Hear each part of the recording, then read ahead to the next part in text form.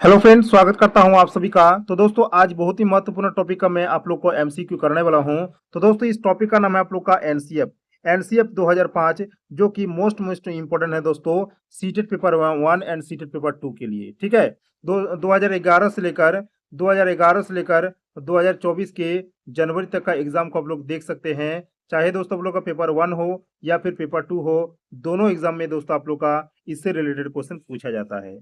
तो दोस्तों, ज्यादा क्वेश्चन तो नहीं है, लेकिन जितना भी क्वेश्चन है मोस्ट रिपीटिंग क्वेश्चन है। तो दोस्तों, लास्ट तक वीडियो को आप लोग जरूर से जरूर देखिए। तो पहला नंबर का सवाल आप लोग के पास आ गया कि राष्ट्रीय संचालन समिति के अध्यक्ष थे। पहला ऑप्शन आप लोग का दिया हुआ है professor Yashpal, professor Krishna Kumar, professor Arvind Kumar, and last option है दोस्तों आप लोग का इनमें से कोई नहीं। इस क्वेश्चन का राइट ऑप्शन यहाँ पे हो जाएगा ऑप्शन नंबर पहला, यानी राष्ट्रीय संचालन समिति के अध्यक्ष थे प्रोफेसर यशपाल। ठीक है। क्वेश्चन नंबर 2 पे आते हैं। एंड क्वेश्चन नंबर 2 में आप लोग का सवाल है कि एनसीएफ 2005 के अनुसार एक शिक्षक की भूमिका होनी चाहिए। कैसी होनी चाहिए? एक अनुमोदक के जैसा, एक सुविधादाता के जैसा, एक आधिकारिक के जैसा, या फिर एक तानाशाह के जैसा। तो दोस्तों, शिक्षक की भूमिका कैसी होनी चाहिए? शिक्षक की भूमिका होनी चाहिए एक सुविधादाता के जैसा, यानी एक फैसिलेट्स के जैसा। ठीक है। Question number third, question number third पे आ गए। एंड थर्ड में आप लोग का सवाल है कि राष्ट्रीय पाठ्यचर्या की रूपरेखा 2005 का उद्धरण निम्न में से किससे हुआ है? ऑप्शन पहला में आप लोग का है सभ्यता और प्रतीक, गीतांजलि, गोदान, या फिर विज्ञान एवं तकनीक। इस क्वेश्चन का राइट ऑप्शन यहाँ पे हो जाएगा ऑप्शन नंबर पहला, यानी सभ्यता और प्रतीक की रूपरेखा जो है 2005 का उद्धरण से लिया गया है। ठीक है। क्वेश्चन नंबर 4 पे आते हैं। एंड क्वेश्चन नंबर 4 में आप लोग का सवाल है कि राष्ट्रीय पाठ्यचर्या की रूपरेखा के दिशा निर्देश के अंतर्गत आता है।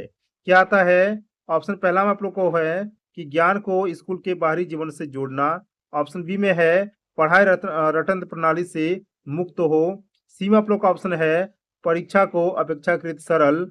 एंड डी में आप लोग का दोस्तों उपरोक्त सभी। तो दोस्तों, इस क्वेश्चन का राइट ऑप्शन यहाँ पे हो जाएगा ऑप्शन नंबर डी, यानी उपरोक्त ये तीनों कारक जो है ये क्या करते हैं दोस्तों, ये राष्ट्रीय पाठ्यचर्या की रूपरेखा के दिशा के अंतर्गत आते हैं। ठीक है। पहला आप लोग का हो गया ज्ञान को स्कूल के बाहरी जीवन से जोड़ना, दूसरा है पढ़ाई रटन प्रणाली से मुक्त होना चाहिए, एंड तीसरा है आप लोग का परीक्षा को अपेक्षाकृत सरल होना चाहिए। ठीक है। क्वेश्चन नंबर 5 पे आते हैं। एंड क्वेश्चन नंबर 5 में आप लोग का सवाल है कि राष्ट्रीय पाठ्यचर्या की रूपरेखा यानी एनसीएफ 2005 के मार्गदर्शक सिद्धांतों के विषय में सत्य कथन है। ऑप्शन पहला में आप लोग का है पाठ्यचर्या पाठ्यचर्या पाठ्य पुस्तक केंद्रित होनी चाहिए। ऑप्शन बी में आप लोग का है अधिगम प्रक्रिया के अंतर्गत ना समझ आने वाली अवधारणाओं को रखना चाहिए। थर्ड में आप लोग का ऑप्शन है स्कूल में प्राप्त ज्ञान को बाहरी जीवन से जोड़ा जाना चाहिए। एंड फोर्थ में आप लोग का है दोस्तों ऐसी अधिभावी पहचान की अवहेलना करना चाहिए जो राष्ट्रीय चिंताओं पर आधारित हो। ठीक है। तो दोस्तों, इस क्वेश्चन का राइट ऑप्शन यहाँ पे हो जाएगा ऑप्शन नंबर सी, यानी स्कूल में प्राप्त ज्ञान को बाहरी जीवन से जोड़ा जाना चाहिए। ठीक है। तो ये कथन क्या है आप लोग का? सत्य कथन।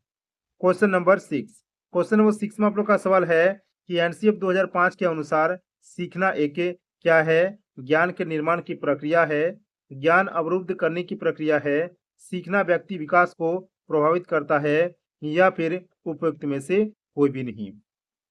इस क्वेश्चन का राइट ऑप्शन यहाँ पे हो जाएगा दोस्तों ऑप्शन ऑप्शन नंबर कौन सा? ऑप्शन नंबर पहला, यानी एनसीएफ 2005 के अनुसार सीखना क्या है? ज्ञान के निर्माण की प्रक्रिया है। ठीक है। क्वेश्चन नंबर 7 पे आते हैं। एंड क्वेश्चन नंबर 7 पे आप लोग का सवाल है कि राष्ट्रीय पाठ्यचर्या की रूपरेखा यानी एनसीएफ 2005 के अनुसार बाल केंद्रित शिक्षा शास्त्र में शिक्षार्थी को किस प्रकार नियोजित करने की आवश्यकता है? पहला ऑप्शन आप लोग का है अभिरुचियों के अनुरूप, आर्थिक स्तर के अनुरूप, सामाजिक स्तर के अनुरूप, या फिर शारीरिक स्तर के अनुरूप। इस क्वेश्चन का राइट ऑप्शन यहाँ पे हो जाएगा दोस्तों ऑप्शन नंबर कौन सा? ऑप्शन नंबर पहला, यानी अभिरुचियों के अनुरूप। ठीक है। क्वेश्चन नंबर 8 पे आते हैं। क्वेश्चन नंबर 8 में आप लोग का सवाल है कि राष्ट्रीय पाठ्यचर्या की रूपरेखा 2005 के अनुसार कक्षा में शिक्षक की रोल होनी चाहिए, यानी भूमिका होनी चाहिए। एक आदेशक के रूप में, एक उत्प्रेरक के रूप में, एक नेता के रूप में, या फिर उपयुक्त में से कोई भी नहीं। इस क्वेश्चन का राइट ऑप्शन यहाँ पे हो जाएगा ऑप्शन नंबर पहला, यानी राष्ट्रीय पाठ्यचर्या रूपरेखा यानी एनसीएफ 2005 के अनुसार कक्षा में शिक्षक का भूमिका या तो कैसे कह सकते हैं रोल होना चाहिए, कैसे, एक आदेशक के रूप में। ठीक है, क्वेश्चन नंबर 9 पे आते हैं। क्वेश्चन नंबर 9 में आप लोग का सवाल है कि राष्ट्रीय पाठ्यचर्या की रूपरेखा 2005 के अनुसार सत्य नहीं है। क्या सत्य नहीं है? पहला ऑप्शन आप लोग का है कि सभी बच्चों में सीखने की क्षमता होती है। बी ऑप्शन में आप लोग का है बच्चे स्वभाव से सीखने हेतु प्रेरित रहते हैं। सी में आप लोग का है सभी बच्चे व्यक्तिगत स्तर पर एक ही तरह से सीखते हैं। एंड डी में आप लोग का है स्कूल के भीतर बाहर दोनों जगह सीखने की प्रक्रिया चलती रहती है। तो दोस्तों इसमें आप लोग को क्या करना है, असत्य कथन को चुनना है। तो यहाँ पर इसका ऑप्शन हो जाएगा दोस्तों ऑप्शन नंबर सी, यानी सभी बच्चे व्यक्तिगत स्तर पर एक ही तरह से सीखते नहीं है, लेकिन ये कह दिया है कि एक ही तरह से सीखते हैं। तो ये आप लोग का क्या हो जाएगा दोस्तों, रॉन्ग हो जाएगा, और यही दोस्तों क्वेश्चन में पूछा भी गया है। ठीक है, क्वेश्चन नंबर 10 पे आते हैं। क्वेश्चन नंबर 10 में आप लोग का सवाल है कि एनसीएफ 2005 के अनुसार भाषाई अल्पसंख्यक वाले वर्गों के बच्चों को शिक्षा किस भाषा में दी जानी चाहिए। किस भाषा में दी जानी चाहिए? उनकी मातृभाषा में, अंग्रेजी में, हिंदी में, या फिर उपरोक्त सभी में।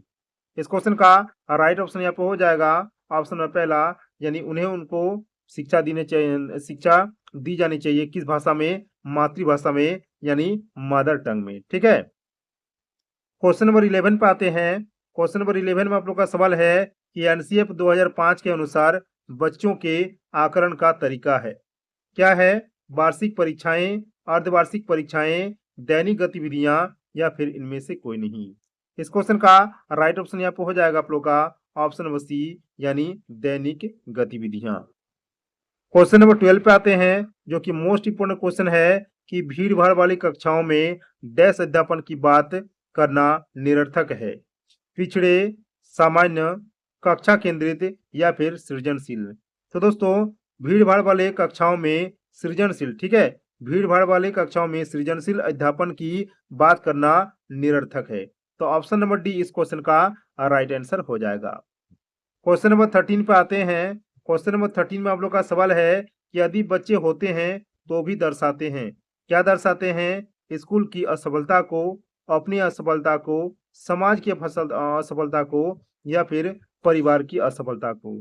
तो दोस्तों यहाँ पर क्वेश्चन में थोड़ा प्रिंटिंग में गलती हुआ है कि यदि बच्चे फेल होते हैं, ठीक है, यहाँ पर क्या लिखा है आप लोग का? फेल। यदि बच्चे फेल होते हैं तो भी दर्शाते हैं। क्या दर्शाते हैं? ये दर्शाते हैं दोस्तों कि स्कूल की असफलता को दर्शाते हैं अगर कोई बच्चा स्कूल से फेल होता है। ठीक है, क्वेश्चन नंबर 14 पे आगे। क्वेश्चन नंबर 14 में आप लोग का सवाल है कि राष्ट्रीय पाठ्यचर्या की रूपरेखा यानी एनसीएफ 2005 के अनुसार गणित शिक्षण का लक्ष्य होना चाहिए। कैसा? तार्किक ढंग से सोचना, अमूर्तनों का निर्माण करना, संचालित करने की योग्यता का विकास करना, या फिर उपरोक्त सभी। इस क्वेश्चन का राइट आंसर यहाँ पे हो जाएगा दोस्तों ऑप्शन नंबर कौन सा? ऑप्शन नंबर डी, यानी ये तीनों कारक दोस्तों क्या होना चाहिए? गणित शिक्षक का लक्ष्य होना चाहिए। ठीक है, क्वेश्चन नंबर 15, और यही दोस्तों इस वीडियो का लास्ट क्वेश्चन है। ठीक है, तो डैश की चिंताओं के प्रति जागरूकता को संपूर्ण स्कूल पाठ्यचर्या में व्याप्त होना चाहिए। गणित, पर्यावरण, भाषा, या फिर मातृभाषा। तो दोस्तों इस क्वेश्चन का राइट ऑप्शन यहाँ पे हो जाएगा ऑप्शन नंबर बी, यानी पर्यावरण की चिंताओं के प्रति जागरूकता को संपूर्ण स्कूल पाठ्यचर्या में व्याप्त होना चाहिए। तो ऑप्शन नंबर बी इस क्वेश्चन का राइट ऑप्शन हो गया। तो दोस्तों मैंने आप लोग को most important and most repeating question करा दिए, जो कि मात्र 15 था, और ये 15 से दोस्तों आप लोग का क्वेश्चन जो है अभी तक रिपीट होता रहा है। ठीक है, तो दोस्तों आई थिंक आप लोग को वीडियो अच्छा लगा होगा। तो अगर वीडियो अच्छा लगे तो इस वीडियो को आप लोग जितना हो सके अपने दोस्तों में, अपने मित्रों में इसको शेयर कीजिए, और चैनल पर अगर कोई पहली बार जुड़े हैं तो चैनल को सब्सक्राइब भी कर लीजिएगा। ठीक है, मिलते हैं नेक्स्ट वीडियो में किसी और नए टॉपिक के साथ। तब तक के लिए जय हिंद, वंदे मातरम।